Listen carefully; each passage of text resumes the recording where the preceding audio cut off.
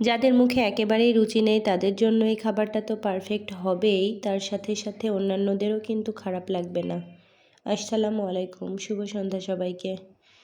এই যে 2-3 দিন ধরে এতটা অসুস্থ, ঠান্ডা জ্বর কাশি, কোনো কিছুই খেতে ইচ্ছা করছে না। এর জন্য খুব সহজেই বানিয়ে নিলাম এই খাবারটা।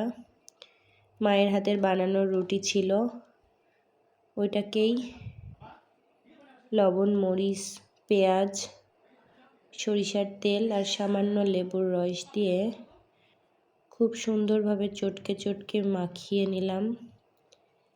আর এরপরে খেতে যা ইয়াম্মি লাগছিল, মনে হচ্ছিল যেন অমৃত খাচ্ছি। আসলে অনেক দিন না খেতে পারলে এরপরে যদি কিছু খাওয়া যায়, মুখরোচক কিছু, তাহলে অনেকটাই আনন্দ হয়। আপনারাও একবার ট্রাই করে দেখতে পারেন।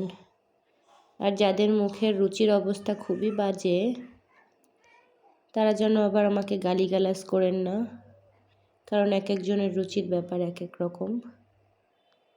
এরপরও যদি কখনো কেউ না খেয়ে থাকেন, একবার বানিয়ে খাবেন। পেঁয়াজ আর মরিচটা আপনার পছন্দ মতো দিতে পারেন। সবাই ভালো থাকবেন, সুস্থ থাকবেন, আর আমাদের সুস্থতার জন্য দোয়া করবেন। আল্লাহ হাফেজ।